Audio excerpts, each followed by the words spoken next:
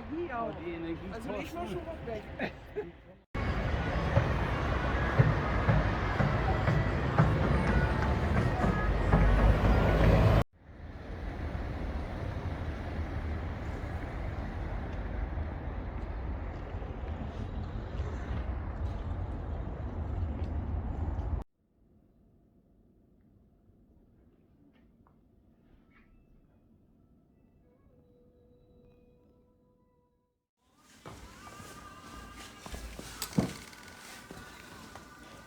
Welcome to another episode of Eat, Smoke, Drink. Today I'm in Dresden at the Palais Cigar Lounge and I'm smoking a Amor Fuente, Destino, Siglo. So a little background on these cigars. Actually, they were released in 2017 and there's a lot of fanfare around them, a lot of hype. Everyone, was going crazy for them, and I found them in a store called Walsdorf Tobacco, just around the corner from the Cigar Lounge, actually. And I thought, no, I have to review one of these because I generally just take you through cigar lounges. I won't smoke anything unless it's something of note. So I found this, and I thought, I haven't done these yet, so I'm going to do it. Anyway, I'm here today. As you can see, plush leather couches, soft armchairs. And the Cigar Lounge has kindly let me use a very nice, what looks like an umbilical cutter, but it's of course a cigar cutter. So there you go. Very nice and sharp. Perfect draw. That's one of the best cigar scissors I've ever used in my life. Fantastic, that cigar scissors. Like, it actually cuts through the tobacco without crisping everything up and fucking it up. But anyway, so look, Dresden. Tobacco prices are really good. There's a few cigar lounges here, surprisingly, which I didn't know Europe, or Germany, shall I say, would have so many cigar lounges, but it's fantastic. Dresden, not an overly huge city, but man, it is beautiful and it is freaking cold. It is so bloody cold. But this place is toasty as hell, fantastic. I'm pairing this today with a Royal Lochnagar 12. They have quite a reasonable whiskey selection here. Oh, beautiful. Nothing too robust, a little on the sweet side, sherried, because this is going to be a ballsy mofo right here. So, let's get toasting. After a little bit of toasting, I think I might use a match, just because it's not every day I get to use a match back home, because New Zealand is the perpetual land of wind and rain.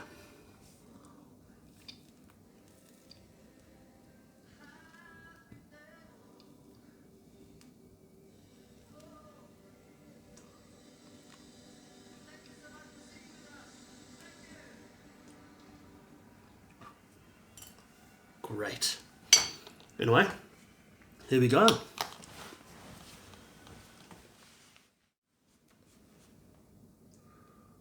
Initial impressions, the draw is a little tighter than your usual non-Cuban.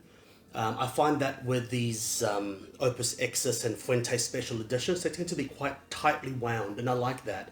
But nowhere near as tight as Cuban draw, but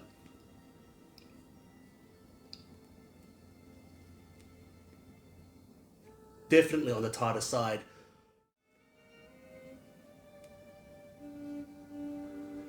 But initial impression,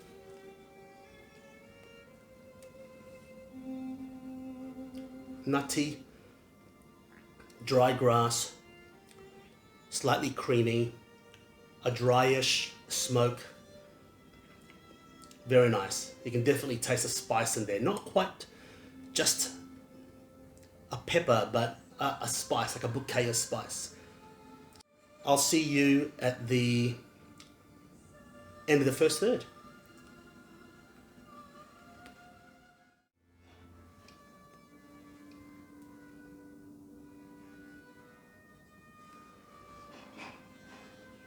great smoke output. Great smoke output.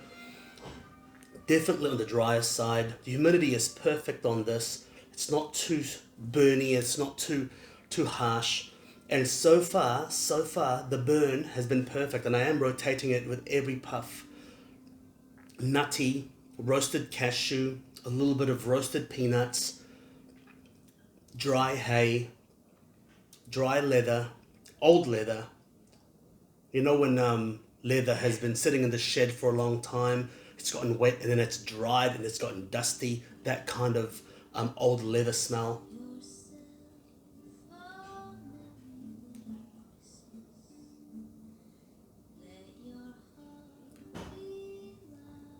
A pleasurable smoke, a pleasurable smoke. Look, so far it's not overly robust, it's not overly complex.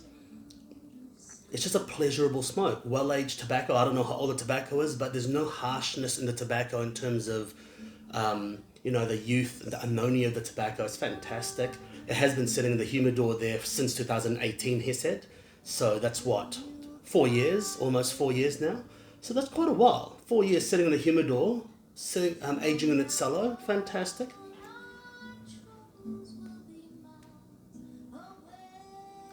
More coffee than chocolate. Definitely no chocolate. More coffee.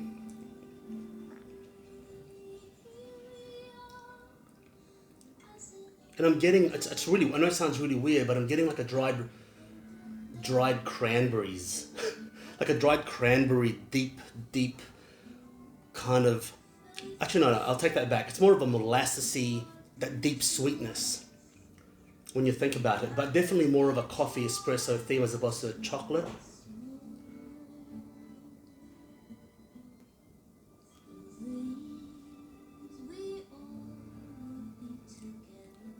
A pleasurable smoke. Well-aged tobacco. I can taste the ferment in the tobacco. And this lounge as well. This lounge is fantastic. As soon as you blow the smoke out, it goes straight up. I don't know where it goes. Magically, the fairies and unicorns take those bad farts away. And it just...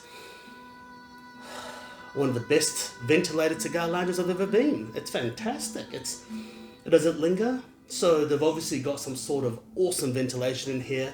You've got to trust the Germans for that. That's fantastic. Anyway, I will see you in the second third. So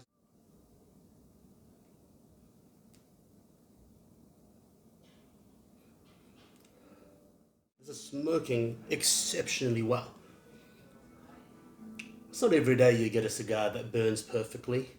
And when you do, you celebrate the shit out of it. Because you don't have to touch it up. You don't have to muck around. You just smoke and you just worry about the flavor and the enjoyment and the nicotine that you're getting from it. Vitamin N. Vitamin N. I mean, Dr. Fauci said vitamin N keeps COVID away.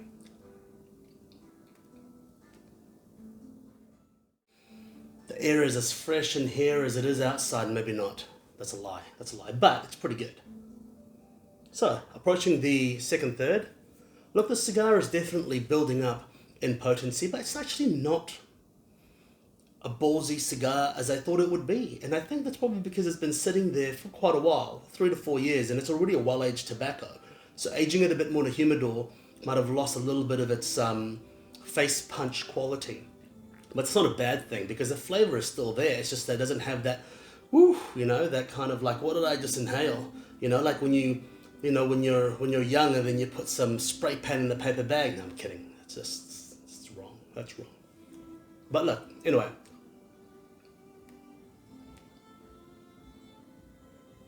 The roast nuts is coming through a lot more. The espresso is becoming more and more pronounced.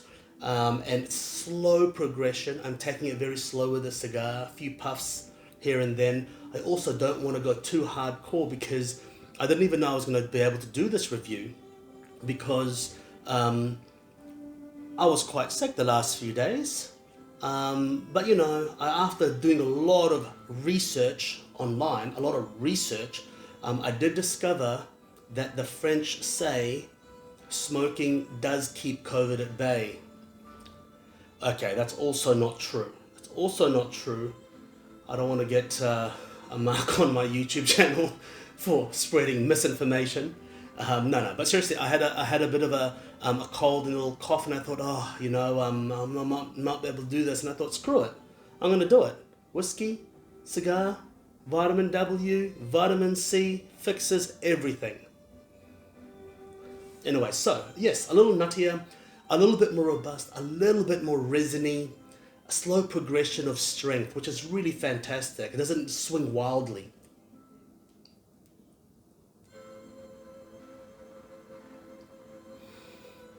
The smoke is becoming a little bit more thick, a little bit more viscous in the palate, but it's nothing that will knock your socks off at all. After this dram, I'm actually going to transition to something a lot sweeter. I'm thinking maybe some rum, but let's see how I feel. I was going to do cognac, but their cognac here is 2 centiliters as opposed to 4 centiliters for their whiskey pours, and I thought, why cognac 20 centiliters? It doesn't make sense. They're the same price. If not, cognac is actually cheaper than whiskey in most cases, so I don't get it. But I'm not going to go and pay 2 centiliters for cognac. This bitch here, Asian, value, baby, value.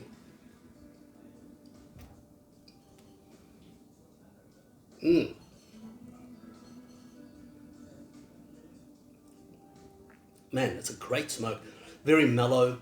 The hay is starting to subside. I'm getting a lot more freshly tanned leather. Just like leather that's been just freshly non-used leather. A lot of earthiness there.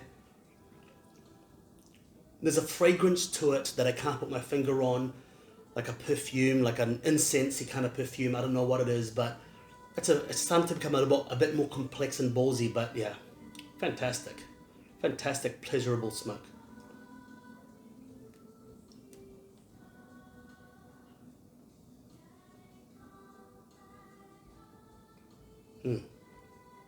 It's great.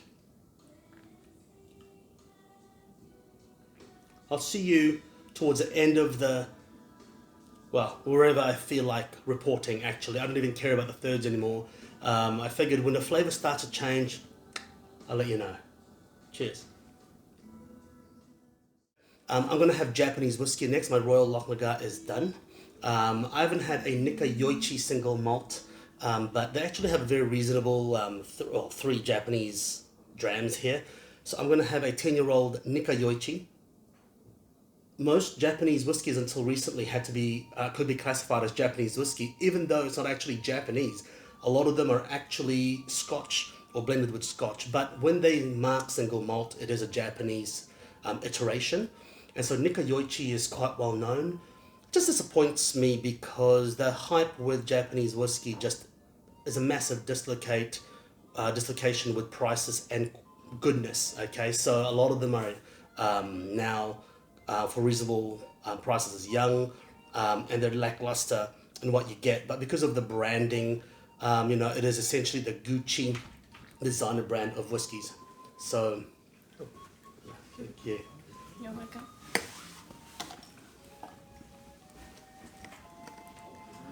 So once again, 4 centiliters, 4 centiliters for the pours here, which is fantastic.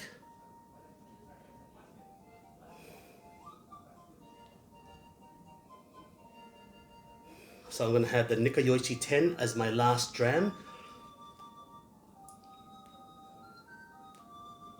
This cigar is smoking exceptionally well. And I'm amazed. And this is a sign of a good cigar, is that the flavor doesn't change too dramatically, too fast. It's not a shapeshifter that suddenly becomes something else.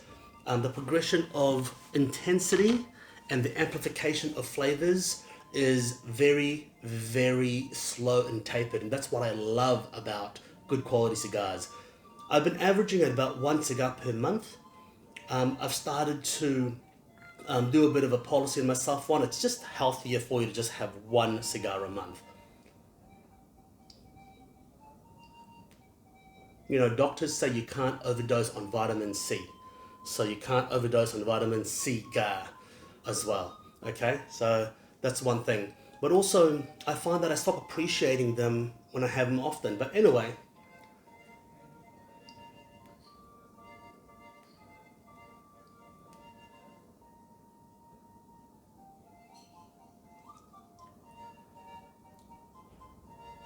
roasted almonds, amaretto, almond liqueur, and how fitting we are in Germany, a little bit of a hot marzipan flavor in there as well. You know, that sickly sweet marzipan flavor. The leather is prevailing, espresso is prevailing. I'm starting to get a little bit of mocha in there now.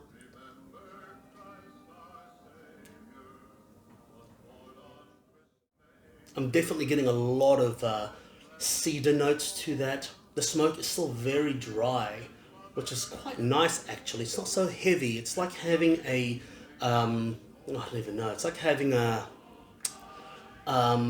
dairy milk chocolate. A milk chocolate as opposed to a dark chocolate. It's actually a little bit of a, I'm usually more of a dark chocolate guy, but today, you know, I'm not minding the easiness of the cigar. And I don't think this is full bodied at all. It's a Dominican Puro Habano seed. I don't understand why they say it's full bodied, but hey, it's one of those things. Anyway, here's a Nika Yoichi 15. On the nose, I'm getting caramel.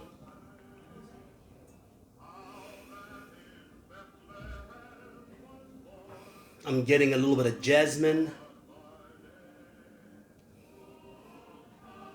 grilled peaches.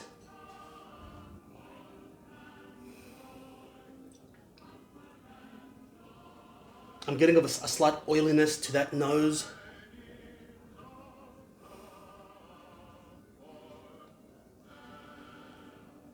A hint of sarsaparilla on the nose. Not too shabby.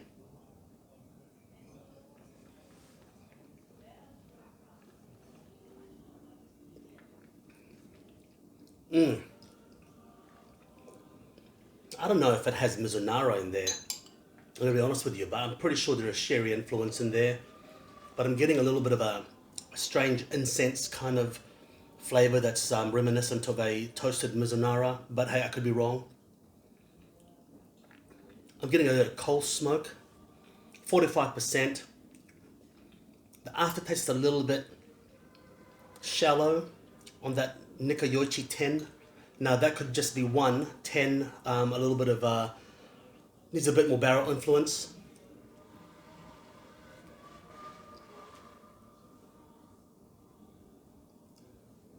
But that's a delicious dram, I must say. A delicious dram, not bad at all. I mean, I can't fault the Japanese whiskies for their skillful blending. In fact, I would go as far as saying, and I've said it before, that the Japanese whiskies are too well blended to have character. It's too easy, it's too simple, it's too clean, but that is such the Japanese way, I suppose. There's no edge, there's no mongrel, there's no dirtiness to it. You know, when I'm sipping whiskey, I do like a little bit of dirtiness to it. You know, not quite Prince Andrew dirty. Actually, no, I do like the Prince Andrew dirty. I like it filthy. But it is very clean. It is Prince William clean, you know? Like nothing sticks. Prince William is just heir to the throne. You know it's going to pass through without many issues. It's just going to be like tabloids. Nothing. There's nothing to look at.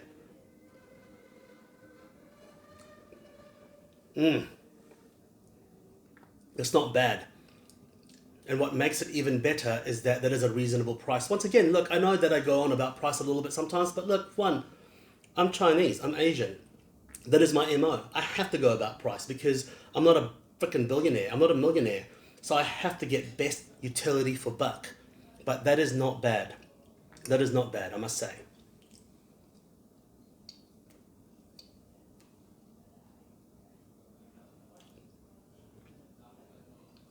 Man, that cigar's fantastic.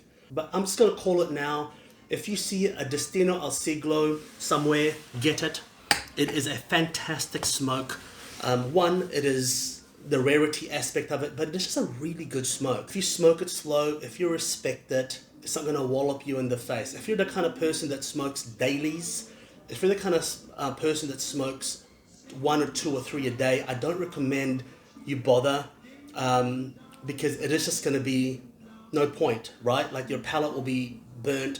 It's just not. I don't think it's going to be that compelling for you, right? Like a Liga range Undercrown is probably going to be better for you.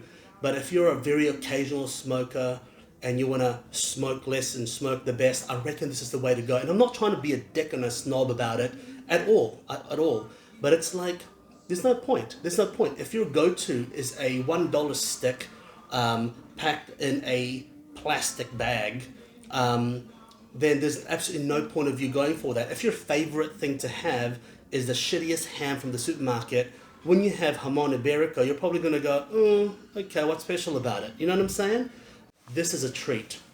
This is something that will just absolutely rock your experience. Absolutely fantastic. I'm going to call it now, it's a buy from me. Buy. If there's a button here that says buy, it's a buy. Great cigar. Tell me your thoughts. Have you had a Destino or Siglo before? Let me know your thoughts. Have you had the Royal Lochnagar 12 before? Or the Nika Yoichi 10 before? Let me know. Until next time, make sure you eat, smoke, drink. That is not medical advice. Might as well be. And I might see you in Budapest if I find a nice lounge over there. Cheers.